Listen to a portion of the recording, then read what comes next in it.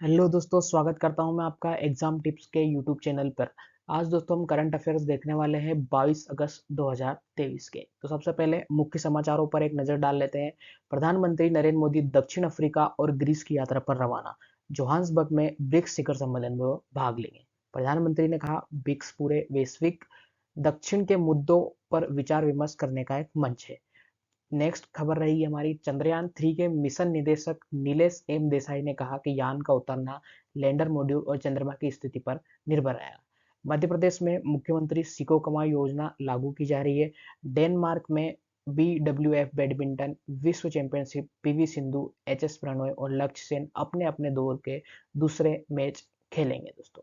तो ये तो दोस्तों मुख्य समाचार।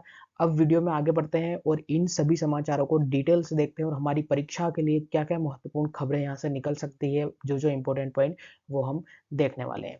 तो आइए शुरू करते हैं बिना देरी किए। सबसे पहली खबर है हमारी, प्रधानमंत्री नरेंद्र मोदी दक्षिण अफ्रीका और ग्रीस की यात्रा पर रवाना।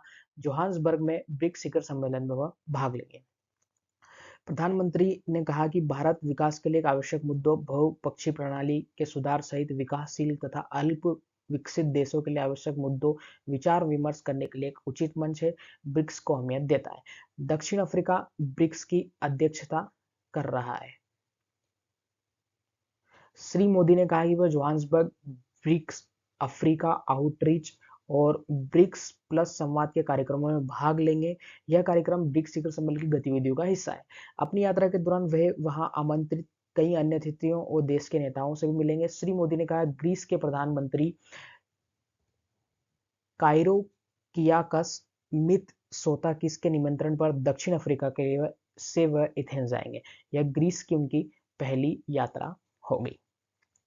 विदेश सचिव विनय मोहन क्वात्रा ने कल नई दिल्ली में कहा, दक्षिण अफ्रीका शिखर सम्मेलन में ब्रिक्स देशों के बीच सहयोग बहुपक्षीय प्रणाली तथा आतंकवाद मुद्दों पर केंद्रित होगा। उन्होंने कहा, प्रधानमंत्री नरेंद्र मोदी ग्रीस की यात्रा और दोनों देशों के बीच नए एक अध्याय की शुरुआत होगी। अगला जो इंपॉर्टेंट न्यूज है दोस्तों, वो भी एक ध्यान रखिएगा। बांग्लादेश की प्रधानमंत्री है शेख हसीना आज सवेरे 15वें ब्रिक्स शिखर सम्मेलन भागीदार करने के लिए दक्षिण अफ्रीका के जोहान्सबर्ग रवाना हो गई है। श्रीमती हसीना दक्षिण अफ्रीका के राष्ट्रपति सिरिल रामाफोसा के नियंत्रण पर गई है। तो ये थी दोस्तों खबर जो आज न्यूज में है। परंतु इसमें हमारे काम की क्या क्या खबरें हैं वो एक बार देख लेते हैं। तो दोस्तों 15वां ब्रिक्स सम्मेलन कहाँ पे हो रहा है? जोहान्सबर्ग में। जोहान्सबर्ग कहाँ आता है दोस्तों? दक्षिण अफ्रीका। तो दक्षिण अफ्रीका ब्रिक्स ब्रिक्स शिखर सम्मेलन की अध्यक्षता कर रहा है। और कौन सा शिखर सम्मेलन हो रहा है दोस्तों? तो 15वां शिखर सम्मेलन हो रहा है, ये आप ध्यान रखिएगा। और इसकी बात करें दोस्तों तो ब्रिक्स अफ्रीका आउटरीच और ब्रिक्स प्लस संवाद भी इसके कार्यक्रम के हिस्सा है। और दक्षिण अफ्रीका के राष्ट्रपति दोस्तों सिरिल रामाफोसा। इसके अलावा दोस्तों जब 24 अगस्त को यह ब्रिक्स शिखर सम्मेलन खत्म हो जाएगा, उसके बाद प्रधानमंत्री ग्रीस जाएंगे और पहली बार वो ग्रीस की यात्रा करेंगे। और ग्रीस के प्रधानमंत्री का नाम याद रखिएगा दोस्तों, काइरियाकोस मित्सोताकिस, ये इनका नाम है दोस्तों, आप याद रखिएगा। ये ग्रीस के प्रधानमंत्री का नाम है और दक्षिण अफ्रीका के राष्ट्रपति का नाम सिरिल रामाफोसा है। तो ये बहुत इंपॉर्टेंट चीजें निकल के आती है दोस्तों इस न्यूज से हमारे लिए। आगे बढ़ते हैं दोस्तों। नेक्स्ट खबर है, चंद्रयान 3 के निदेशक नील एम देसाई ने कहा कि यान का उतरना लैंडर मॉड्यूल और चंद्रमा की स्थिति पर निर्भर करेगा। चंद्रमा की सतह कल चंद्रयान 3 के उतरने के संबंध में निर्णय लेने लैंडर मॉड्यूल और चंद्रमा की स्थिति पर निर्भर करता है दोस्तों। नीलीस एम देसाई ने विश्वास व्यक्त करते किया है कि चंद्रयान मिशन निर्धारित योजना के अनुसार 23 अगस्त की शाम सुरक्षित रूप से चंद्रमा की सतह पर उतरेगा। श्री देसाई ने कहा है कि मुंबई मौसम की उपयुक्त स्थिति नहीं रही तो चंद्रयान 3 के उतारने की प्रक्रिया को 27 अगस्त तक स्थगित की जा सकती है। भारत के चंद्रयान 3 के लैंडर चंद्रमा की सतह पर नजदीक आने से देश विदेश में उत्साह काफी बढ़ रहा है। भारतीय अंतरिक्ष अनुसंधान संगठन इसरो कि पूर्व वैज्ञानिक सुधा विश्वनाथन ने कहा है कि मिशन चंद्रयान न केवल इसरो के लिए बल्कि संपूर्ण देश के लिए महत्वपूर्ण। उन्होंने कहा, चंद्रमा दक्षिणी ध्रुव पर उतरने वाला पहला यान होगा चंद्रयान 3। इससे महत्वपूर्ण जानकारी वह वहां से भेजेगा। तो दोस्तों इस न्यूज से हमें क्या खबर दोस्तों? चंद्रयान 3 के बारे में इसके मिशन के निदेशक है नील एम देसाई। 23 अगस्त यानी कल दोस्तों यह अपनी सॉफ्ट लैंडिंग कर लेगा अगर सभी अनुकूल परिस्थितियां रही मौसम की। अगर कुछ मौसम में खराबी आती तो ये 27 अगस्त तक भी जा सकता है। और यह किसने लॉन्च किया दोस्तों? भारतीय अंतरिक्ष अनुसंधान संगठन यानी ISRO, Indian Space Research Organisation. इसका मुख्यालय दोस्तों बेंगलोर में है।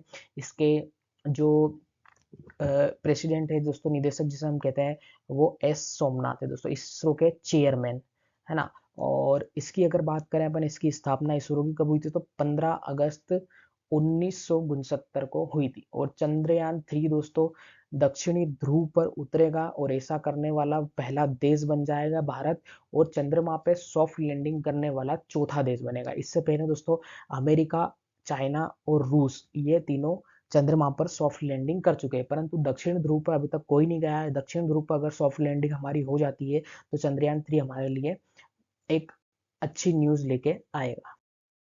आगे बढ़ते हैं दोस्तों, सरकार किसानों के अतिरिक्त 2 लाख टन प्याज की खरीद कर विभिन्न क्षेत्रों में एनसीएफ और नेफेड के माध्यम से 25 रुपए प्रति किलोग्राम की रियायत दर पर बेचेगी। उपभोक्ता मामलों और खाद्य आपूर्ति मंत्री पीयूष गोयल ने कहा है कि सरकार प्याज के उपजने वाले किसानों के हितों की रक्षा के लिए हर आवश्यक कदम उठा रही है। उन्होंने कहा उपभोक्ताओं के हित में प्याज की बढ़ती कीमतों को कमी लाने का प्रयास किया जा रहा है। गोयल ने कहा राष्ट्रीय उपभोक्ता सहकारी संघ के मोबाइल वैन व खुदरा बिक्री केंद्रों के माध्यम से 25 रुपए प्रति किलोग्राम रियायत दर से प्याज की बिक्री की जा रही है। एनसीसीएफ और नेफेड देश के अलग अलग इलाकों में 25 रुपए सब्सिडाइज रेट पर केंद्र सरकार की सब्सिडी उपलब्ध कराएगी। ये काम कल से शुरू हो गया है। कल कई सेंटर 25 रुपए प्रति प्याज बेचा भी गया है, और उसको आज तेज गति दी जाएगी।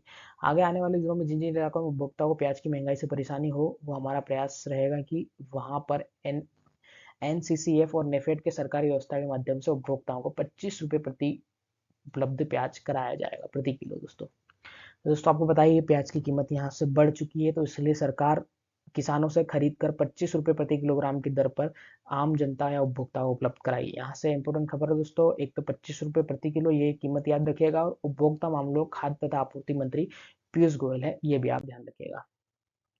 अगले जो न्यूज है दोस्तों, राष्ट्रीय संसदीय संघ भारत क्षेत्र सम्मेलन का समापन समारोह आज शुरू हो गया है। उपराष्ट्रपति जगदीप धनखड़ ने सम्मेलन में भाग ले रहे हैं। उदयपुर में 2 दिवसीय सम्मेलन का उद्घाटन कल लोकसभा अध्यक्ष ओम बिरला ने किया था। विषय सम्मेलन का विषय है दोस्तों डिजिटल युग में लोकतंत्र और सुशासन को मजबूत करना। तो दोस्तों राष्ट्रीय संसदीय संघ भारत क्षेत्र सम्मेलन कहाँ पे हुआ है? उदयपुर में हुआ। इसका उद्घाटन लोकसभा अध्यक्ष कौन है, ये आपसे डायरेक्ट पूछा जा सकता है। उपराष्ट्रपति कौन है? जगदीप धनखड़। इसका विषय क्या है? डिजिटल युग में लोकतंत्र और सुशासन को मजबूत करना। ये एक खबर है दोस्तों। अगली खबर हमारी, निर्वाचन आयोग ने उत्तर प्रदेश में राज्यसभा की एक सीट के लिए उपचुनाव कराने की घोषणा की है। उपचुनाव की अधिसूचना इस महीने को 29 तारीख को जारी की जाएगी। नामांकन 5 सितंबर तक भरे जा सकते हैं। चुनाव सितंबर 15 तारीख को कराया जाएगा। यह सीट भाजपा के सांसद हरद्वार दुबे के निधन के कारण खाली हो गई है। तो दोस्तों आपको ध्यान रखना है, पूछा जा सकता है किस राज्य में चुनाव हो रहे हैं राज्यसभा के, तो उत्तर प्रदेश में हो रहे हैं। और सांसद किनका निधन हो चुका है? हरद्वार दुबे का निधन हो चुका है। आगे बढ़ते हैं दोस्तों, most important news, Madhya Pradesh में मुख्यमंत्री सीखो कमाओ योजना लागू की जा रही है। इस योजना से कौशल विकास के साथ रोजगार के दौरान प्रशिक्षण सुविधा मिलेगी। मुख्यमंत्री श्री शिवराज सिंह चौहान इस योजना का शुभारंभ करेंगे। इस योजना में चयनित युवाओं को अनुबंध पत्रों के साथ वितरण भी करेंगे। मुख्यमंत्री सीखो कमाओ योजना प्रथम चरण में 1 लाख युवाओं को शामिल करने का लक्ष्य है। हालांकि अब तक 8,69,000 से ज्यादा युवाओं ने अपना पंजीयन करा चुके हैं। वहीं कुल 16,450 प्रतिष्ठानों ने भी अपना पंजीयन कराया है। इस संस्थानों में पंजीकृत युवाओं को करीब 69,000 पद प्रकाशित किए हैं। इनमें से 14,000 से ज्यादा पद तो अनुबंध भी हो चुके हैं। मुख्यमंत्री सीखो का योजना 18 से 29 साल के मध्य प्रदेश के मूल निवासी युवाओं के लिए शुरू गई। योजना में चयनित युवाओं को उद्योगों के अनुरूप प्रशिक्षण और 8 से 10,000 रुपए का स्टाइपेंड दोस्तों मिलेगा। तो इस न्यूज से हमें क्या क्या प्रश्न बन सकते हैं वो देखते हैं। तो सबसे पहला प्रश्न दोस्तों आपसे यही पूछा जा सकता है कि सीखो कमाओ योजना SKY जिसका शॉर्ट फॉर्म है, या किस राज्य में लागू की गई? तो आपको बताना है मध्य प्रदेश में लागू की गई है। किसने इसकी शुरुआत की? मुख्यमंत्री श्री शिवराज सिंह चौहान ने। इसमें किस प्रदेश के मूल निवासी भाग लेंगे? तो मध्य प्रदेश के। उम्र सीमा आपसे पूछी जा सकती है, तो 18 से 29 साल तक। और पूछा जाए कभी मध्य प्रदेश की एग्जाम में पूछा जाएगा ये, तो इससे आयु और स्टाइपेंड तो 8 से 10,000 रुपए का यहाँ स्टाइपेंड मिलेगा आपसे। अपनी जो नेशनल लेवल्स की एग्जाम है उसमें आपसे ये पूछा जा सकता है कि यह योजना किस राज्य से संबंधित है। आगे बढ़ते हैं दोस्तों, डेनमार्क में BWF बैडमिंटन विश्व चैंपियनशिप में पीवी सिंधु, एचएस प्रणॉय और लक्ष्य सेन ने अपने अपने मुकाबले खेलेंगे। पीवी सिंधु दूसरे दौर के नोजोमी ओकुहारा से भिड़ेगी। पुरुष सिंगल्स के लक्ष्य सेन गिन ओ वेई और एचएस प्रणॉय स्वीवोडियो के सामने होंगे। तो दोस्तों ये आपको याद रखना है कि BWF बैडमिंटन विश्व चैंपियनशिप कहाँ हो रहा है, तो डेनमार्क में हो रहा है। सबसे पहली चीज, पीवी सिंधु, एचएस प्रणॉय, लक्ष्य सेन, यह किस खेल से संबंधित है, आपसे ये पूछा जाता है तो आप बैडमिंटन टिक लगाएंगे। हालांकि जब ये विश्व चैंपियनशिप कौन जीतेगा, जब हम इसको और डिटेल में कवर करेंगे कि यह इसका विजेता कौन है, उप विजेता कौन है। तो ये थी दोस्तों आज की वीडियो। आई होप आपको पसंद आई होगी। इसे ज़्यादा से ज़्यादा लोगों तक शेयर जरूर करें और हमारा मनोबल जरूर बढ़ाएं। दोस्तों धन्यवाद, मिलते हैं नेक्स्ट वीडियो में। जय हिंद।